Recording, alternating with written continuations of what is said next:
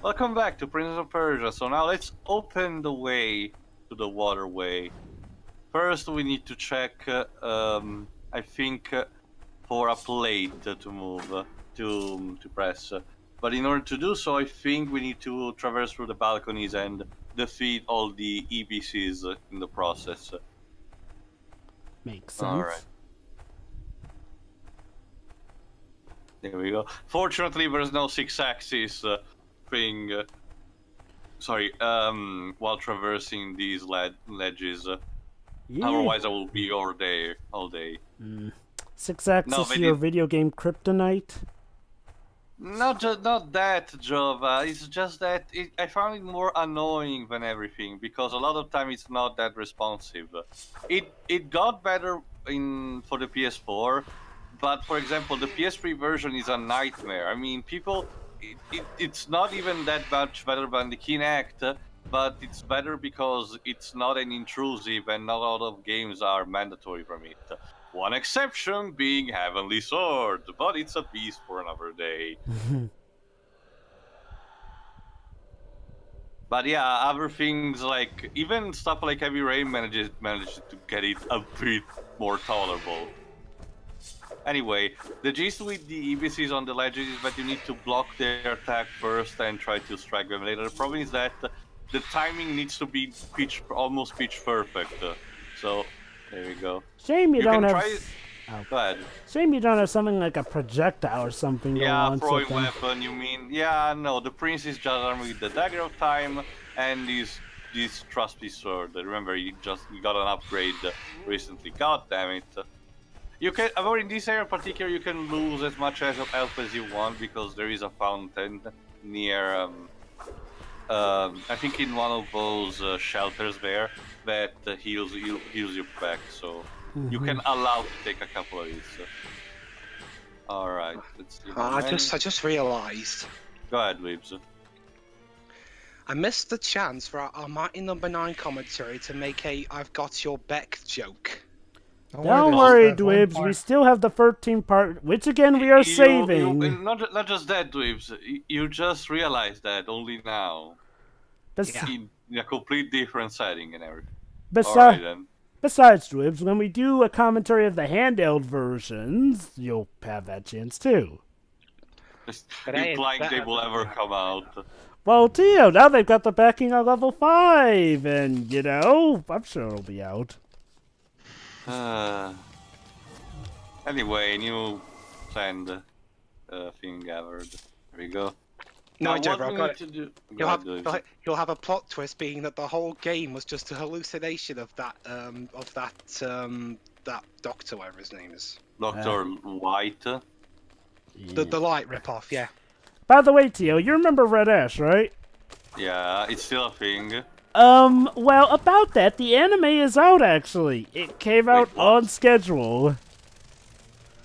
Well, I guess it's something they managed to pull out earlier than released. Here's the thing, though. The game was set to release on July 2017. In fact, if you look it up online, its official release date is July 2017. Guess what we haven't heard a lick about it? The game itself. We don't even know any development thing, yeah. Alright. Wow. Yeah, my theory is that level 5 just quietly scrapped it or something. I mean, if you're gonna scrap it, that Red Ash, the indelible legend. The Red Ash game, I reckon they probably just quietly scrapped it at this point. Well, can you really blame them, considering everything involving it? Not really.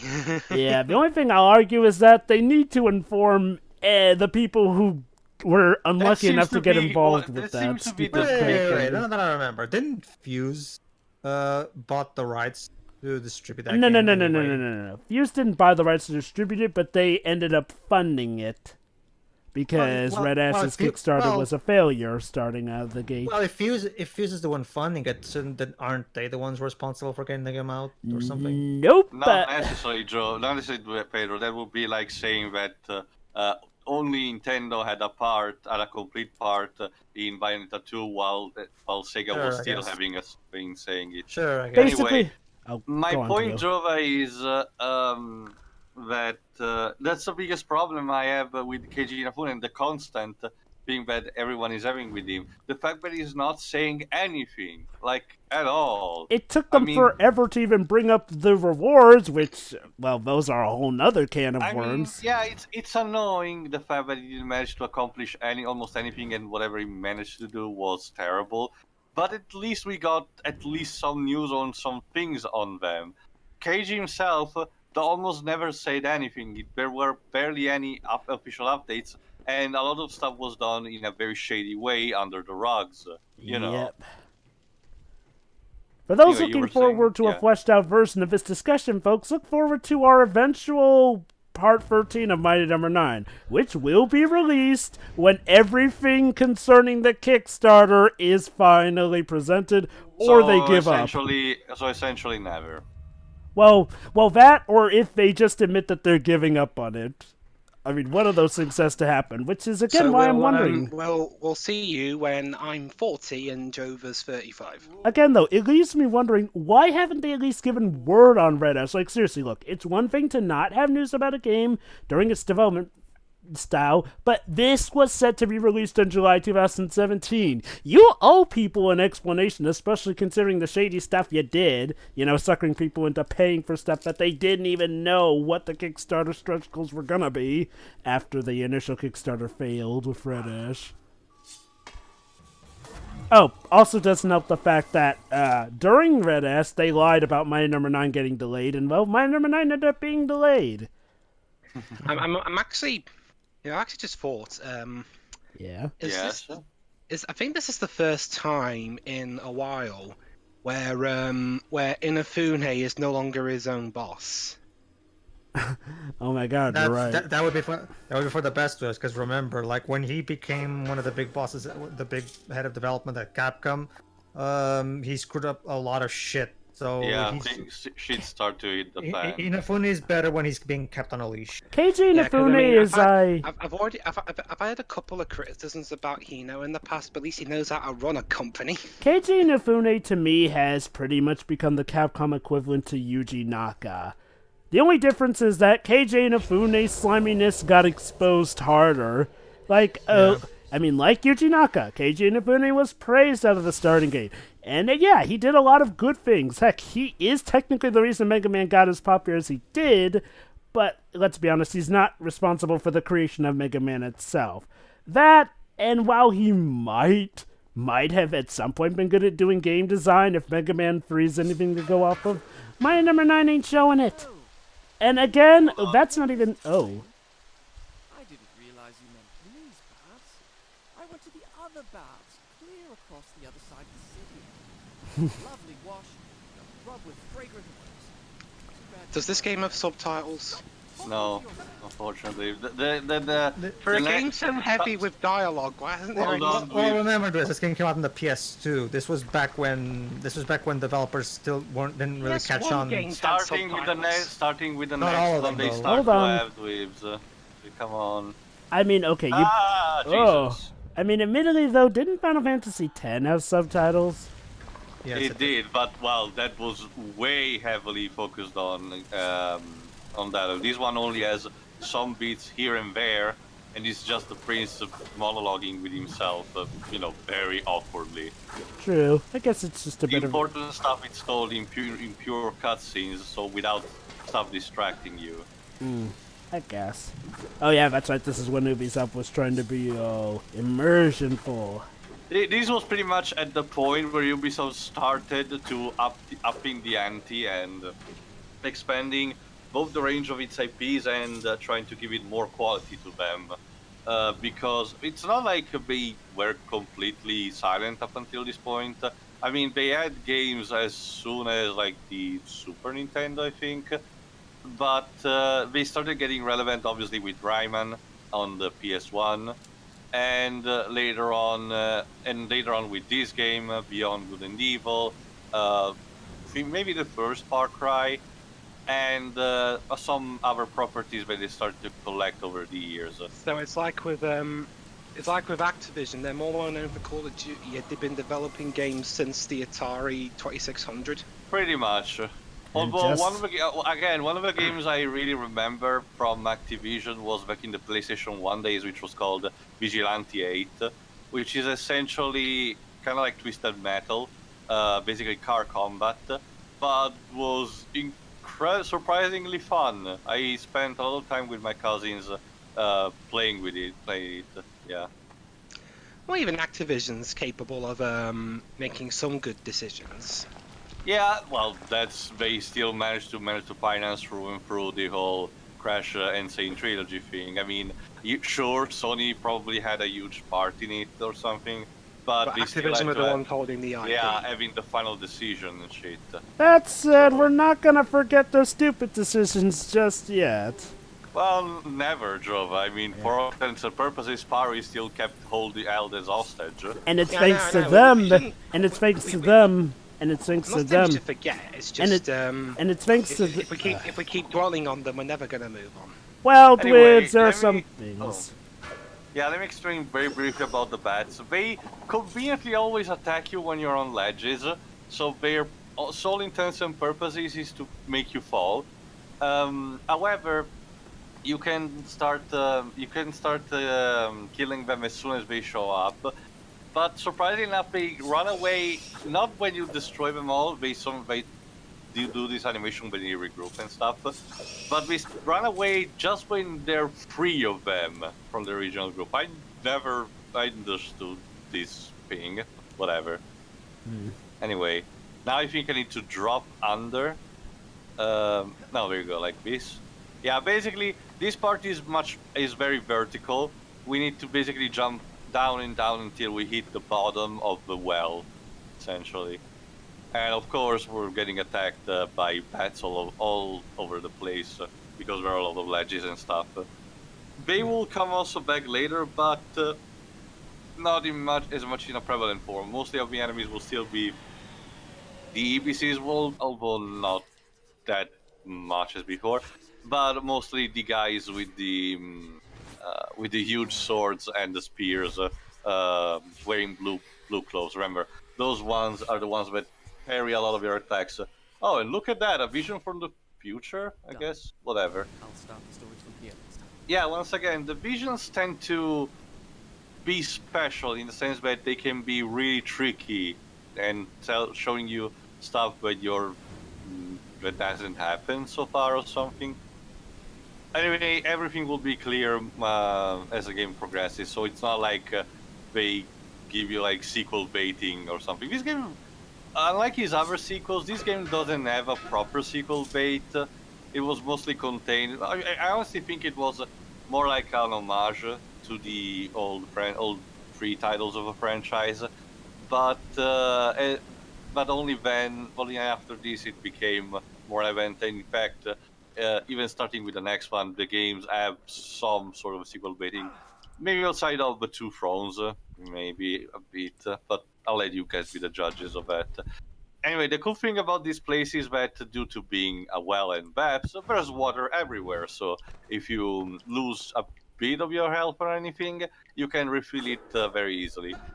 Come on, Excellent. bro, break! God damn it. It's speed detection. Anyway, you were asking It was here that I encountered my first real enemy. the heat detection, yeah. The laws of physics. Well, remember, Dweebs, due to being heavily based on parkour and momentum, physics are actually very important in this franchise. They get they get better with the next couple of games, but at least with this one, it's really punishing in a sense that you have the falling damage. Sometimes the detection doesn't really work, although not as much as in Spirits Within, but whatever. Don't you mean Warrior it's sad Within? that- It's sad that, Sorry, Warrior Within, yeah, sorry. The cool thing about that mechanic is that in order to get on the stalactite, you need to jump when you're on its shadow, when you're running through the wall. So that's a cool hint that's not right in your face. So go ahead, Dweebs. It's sad that the parkour and the time gimmick was like the only things that the movie got right. Yeah. Anyway, next vision. Once again, the checkpoints may be so close to each other, but sometimes some rooms may be extremely difficult to solve. So I guess overall they're fair enough. Oh, thanks, Vision. You showed me that I die. I'll start the story from Huh. You're very helpful. What was that supposed to be? A vision of the DLC level from Crash Insane Trilogy? Yeah, he was clutching his Stormy head in pain, Yeah. going, this is the reason why it was axed. By the way, who else had played Stormy Ascent in the original game? You know, thanks to the many ways you could. I never tried, but I knew about it.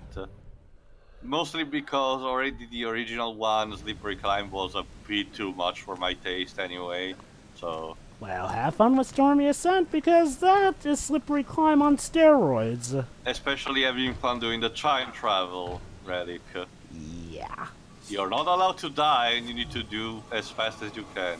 Joey. Oh, and have fun getting the gem. It's one of the colored ones, and those are the one of the few ones well, in the. no, the color one is in Slippery Climb, but Stormy Ascent is a standard one, I think. Is it? I wondered if they made a colored one specifically for that. Or maybe they still made it a neutral one, but with the gimmick of the color one. Maybe. I gotta say the Crash. I gotta say it's a bit. I find it a little bit funny about the Crash series, more specifically Cortex's voice, because apparently falling from a great height turns your voice into Clancy Brown's, and being frozen in a block of ice turns it into Lex Lang's. Both of whom are awesome, and I find it. And yet, sorry, go on, Joey. Both of whom are awesome, and I find it so awesome that the voice actor who replaces Clancy Brown has his first name as Lex. Like, you could not make that up. And for some reason though, I think in Twin Sanity, all the voices were recast except Aku Aku's. Mm-hmm. Well, I think hold on, I think it's hold the on. same old rap of Cortex. Hold on. But Clancy Brown voiced, oh wait, never mind. You're talking about Aku Aku. No, Uku was Clancy Brown too, wasn't it? Yeah, never mind. I thought you were talking about him for a bit, but yeah, Aku Aku. Huh, yeah. Although I will say the current voice of Aku Aku, aka the Grim Reaper, is my favorite Aku Aku. Is that John DiMaggio who voices him? No, that's no. Uka Sorry, Uka. Uka. Yeah, sorry, I got me. Yeah, Yes. I originally thought it was Scott McNeil, but no, it's actually John DiMaggio. Yeah, you know, I gotta say, the voice filter that they gave John DiMaggio really masks his Don DiMaggio-ness in the current Uka Uka. Anyway, we And reached now the bottom. Yay. You know, could you imagine Also, if you went look into at one of that those... water one of those- ripple effect. Jesus Christ. Could you Well, imagine to be if, fair, for if PS2, the, it's fine. No, it was the lagging. Look at that. Yeah, you see, that's the delayed frame. nice.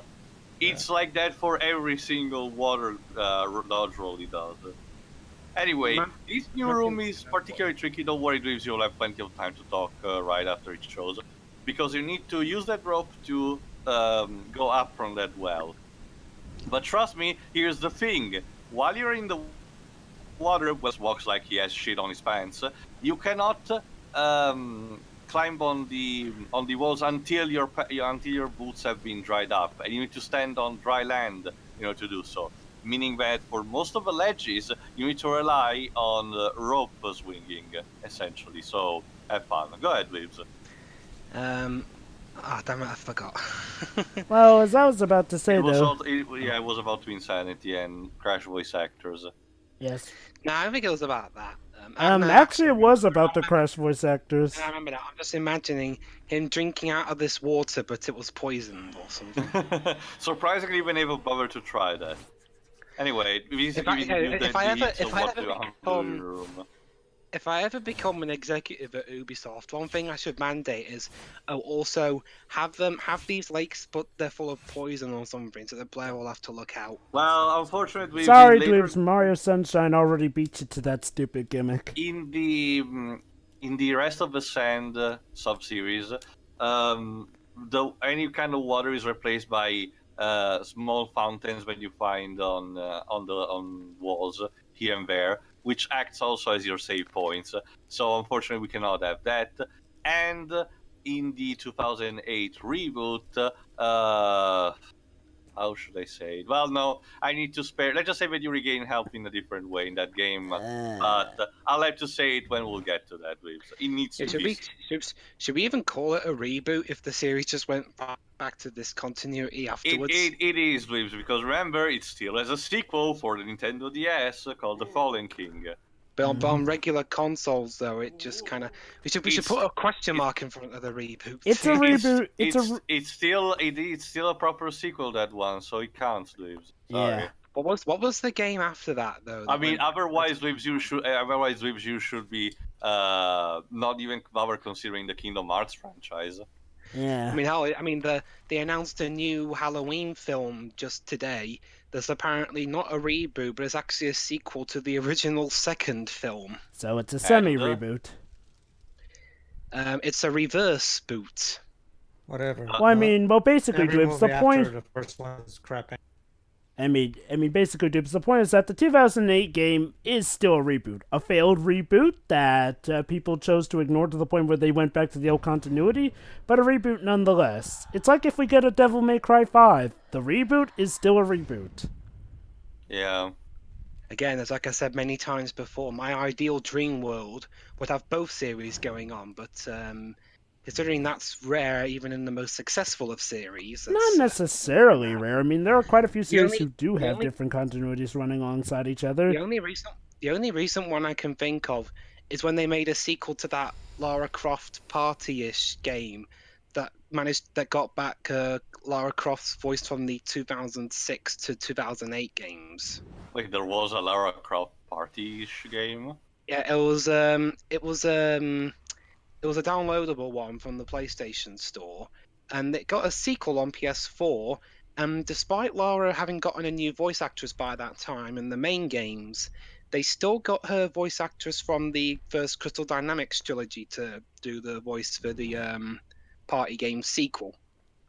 Well, when it So comes to technically, voice Lara actors, Croft has 2 official voices now.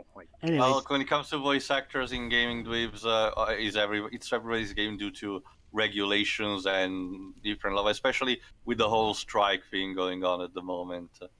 yeah. It's I like mean, if they made a Dweebs, sequel. Go It's ahead. like if they made a sequel to Sonic and the Black Knight and got Jason Griffith back or something. I mean, the Fire Emblem franchise is in a complete shambles right now because like half of the cast has been replaced due to the strike thing going on, and Laura Bailey is missing from 2 key roles at the moment because of this. Yeah. And we have quite a bit of the cast from the Marvel vs. Capcom series missing for Infinite. Well, I mean, Jova, for the Marvel cast, I can imagine because they wanted to use the most recent ones, the one from the recent show. Troy like the Baker one- as Nova. Enough said. Has he ever been in a? Let me check because I think it's a role reprisal, even that. But well, like stuff like Rocket Raccoon or I forgot. Even Ultron himself is from the Avengers cartoon. Oh, no. gonna say that- That that's stuff a- I get, no. That stuff I get. I'm talking about the other notable ones, and also, I guess, mainly the Capcom side.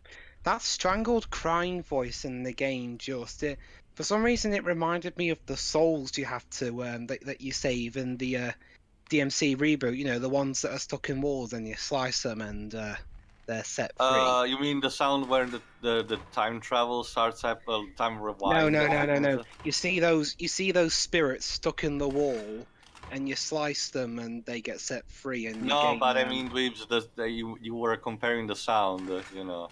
Oh god. yeah. Oh, yeah. snap. Yeah, I was comparing the sounds. Also, Liz, correct me if I'm wrong. I mean, maybe it's just. I mean, yeah, the story of the Tomb Raider reboot wasn't. Let's just say it wasn't remarkable.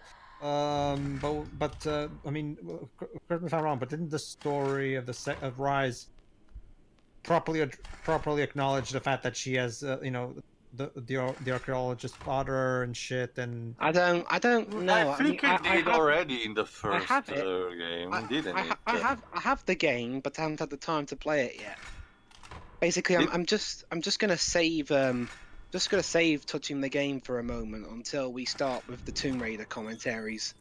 Although I'm not. Although I mean, I know we usually have our policy of start with the first game, but considering the PS1 ones all kind of play the same, I'm wondering if we should start somewhere else. What, you want to start with the reboot? I mean, that's the only other starting point I would understand. Although I do have, there is one suggestion I have. That the first 3 games had their own standalone stories. The ones No, we're from, not doing them out of order, if that's what you're going to ask. what I was going to suggest was the fourth one, the fourth, fifth, and sixth ones had a sort of connected story. In that they have recurring characters in that. Unless there's a... Wasn't like one of the Tomb Raiders having the return of the villain of the first game, like Alma? I don't really know. I haven't really gotten that far in any of the games. But Honestly, unless there's like, you know, a certain continuity, like we'll per se, oh, this game takes place after this game, so we could maybe do it in quote-unquote chronological order, it's probably simple enough that we just do them in order. I mean, I would have suggested doing I would have suggested doing Angel of Darkness first. You know, get the worst one out of the way. But that's actually following on from the story from the fourth and fifth games. So Anyway, you were about to say, Pedro? Correct me if I'm wrong, Dubs. I mean, were the first 3 Tomb Raider movies on the PS1 all Movies? that story-driven? Sorry, games. Games. All that story-driven? there was a bit of story. The story in the first 3 was nothing more than just Lara has to get this item, go get it, and there's some dialogue. Besides, Dweebs, there are some pretty charming moments in the first 3 games, like fighting the T-Rexes or having Lara getting transformed into gold by standing on Midas' hands. Yeah. Well, if that's the case, though, I'm wondering whether we should do because remember the first game got a remake. Well, is it does it add anything substantially new just to ignore the first game, or is it completely different? So it's a case where we need to look at both. It's the same. Well, I think there are enough differences to justify doing the first and anniversary. But I think we should wait on anniversary until we've until we got up to beating Legend. Beaten Legend, what? It was the first Tomb Raider game Legend. in the first reboot after Angel of Darkness nearly killed the series. Yeah. Okay. So, just let me know, is the remake of the very first game different enough to warrant 2 different commentaries? Fuck. I think so. Oh. So, how about I'm we guessing just start... Anniversary probably expanded on the plot or something like that. Expand plot. I mean, okay. Yeah. I'll admit, I'm not the biggest Tomb Raider fan, so I'm not exactly entirely sure if there's like some big continuity in how stuff goes the way, but Me neither. for me, I Well, mean, from what I've heard, they kind of retooled the first game's story in Anniversary to fit the new trilogy they were doing. for me, I guess it might be best if we just start with the original, I guess, and, oh, there we go again. Go ahead, Jova. It's just these parts of the game is so frustrating to me, but go ahead. Yeah, go on, Deva.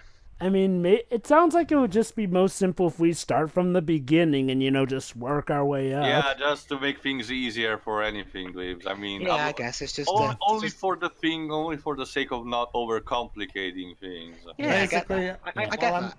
But the only other question I've got really is, I mean, I'm not really planning on doing any Tomb Raider game except Angel of Darkness and the first Crystal Dynamics trilogy and Rise of the Tomb Raider. Who's going to do the others? Well, I've already got the reboots, so You've got the reboot.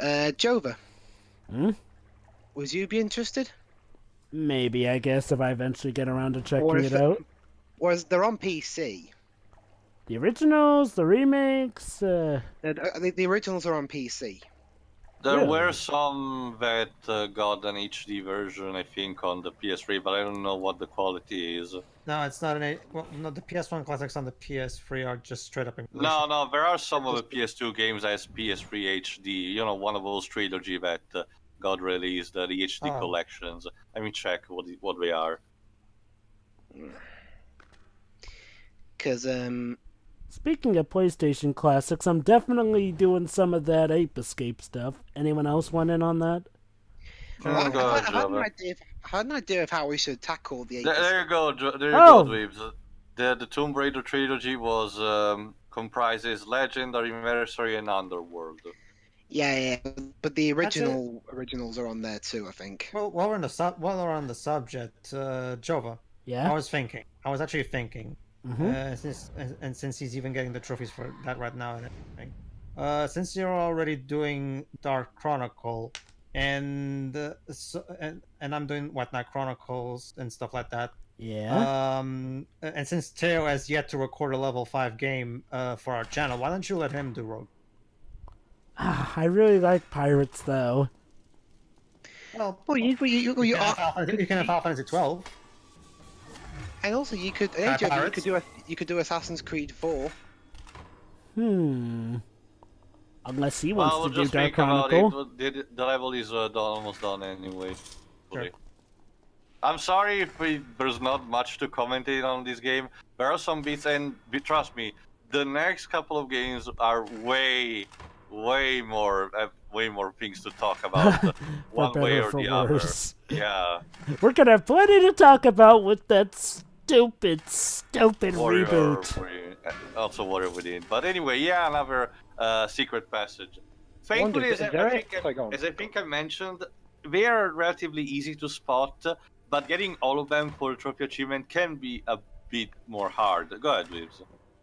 I'm wondering if there's a gaming reboot. I mean, that you guys actually like. There's Hold plenty, on. actually. Yeah. But I kind of like I the never heard Splutter. you talk about them. I like the Splatterhouse reboot, not completely, but I genuinely like it. Let me think of something else. I like the Doom reboot. me as well. True. Well, mostly because it kind of updates everything while staying to the original. It's metal as fuck. I was actually speaking of the Doom. I mean, one of my favorite Jinquisition videos is him talking about how simple yet effective the Doom Marine guy is. I was just gonna ask. When I eventually get around to doing the Doom reboots, should I just stick with the PS4 version? Might as As well. opposed to... The Switch version. I mean, okay. Are there gonna be any special features for the Switch version? We don't know I yet, but I don't think doubt it. If there Yeah. turns out to be special Although, stuff It'll for the... be interesting to see Samus costume for the Doom guy. If it turns out that there's like some interesting stuff for the Switch version and you're content with getting a Switch version, sure. But if not, It doesn't seem very Well, likely. there doesn't seem to be a lot of difference, Blim, so just stick with the one you're more comfortable to control. Yeah, Yeah. I've got the PS4 version, so Anyway, we're finally out of the fucking sewers, baths, things. So now it's time to first clean up the area and then reconnect with Farah. Unfortunately, as I mentioned... she's a thing. Yeah, again, we had to get separated near the collapsed bridge, and the prince had to take this lower path while she was getting the upper one. Well, don't worry, we're gonna get back to her in the next part. But for now, yeah, as I mentioned, you're gonna see a lot of these big guys with the huge sword, more and more, and they're so annoying to deal with that you might as well just stick to the freeze attack. Because they keep parrying you like that and swarming you at the worst time possible. Thankfully, if you keep them for last, they shouldn't be too much of a problem. The problem starts to rise again once a room is just chock full of them. But thankfully it's relatively rare. By the way, Teo, I noticed that you've been getting some trophies for Murdered Soul Suspect. I made a status on the SSMB, and let's just say that Murder I'm Soul Suspect. very... Java, it's made by the developers of Dark Void, and it was their last game before they got shut down. Was that the And mystery? published by Square Enix of all people. Was that the mystery game you guys were suggesting I record for the channel Yeah. or something? It's basically Ace Attorney with Ghost. It's more like it's similar Wait, to wait. for what I've seen so far, Ghost Trick, just Yeah. mixed with. I don't even know how to describe what it's mixed with. Hold on, Pedro. Hold on, Pedro. You called it Ace Attorney with Ghost. Ace Attorney already has ghosts. Okay, let me rephrase that. Basic Jova, it's a game where you're investigating the cause of your own death, much like in Ghost Trick. Yeah. The problem is that the game is it's one of those. It falls to the trap of that. It feels so much like a generic AAA game that kind of goes through motions. Well, And Pedro, honestly, I'm not even sure if I want to call it even a game because of how heavily scripted Yeah, it is. there's that as well. You essentially don't really have much room for not much errors, in the game. Only when you have to fight, quote unquote, some stealth sections with the demons. But otherwise, when you're investigating, you don't really have margin for errors in a sense that you can screw up as much as you want. It only affects some of the scores, but ultimately don't even matter. Basic Jova, the investigation is so scripted and like. Simple. So even And more so scripted overly than Ace simplistic. Attorney. Oh, but Ace Attorney works better because it's handheld and it uses the visual novel stuff that we've seen in games like Snatcher and other visual novel detective games. That's not the problem. The problem with that Murder Soul Suspect is a AAA game on home consoles and doesn't use the visual novelist mechanics. So obviously you'd expect something a bit more involved. But no, It doesn't use the visual. Now I see the problem. the problem is that. Anyway, Go go ahead. No, finish it, Pedro, because I was asking. So have you finished Rogue Galaxy? You know? No, not yet. I gave it a small break, but I'll tell you more once we alright. finish this part in a second. For now, Is it- last vision of the day. Is it as awesome as you remember? Yeah, I'll Yeah. tell you more again later. Ooh, Anyway, oh, I like Farah. Hello. Oh yeah. Anyway, we'll reconjunct with her in the next part, but for now we'll have to traverse the proper path because again, this one was a sewer level up until now. Anyway, might as well Alright then, say see ya. see ya. See ya. See ya.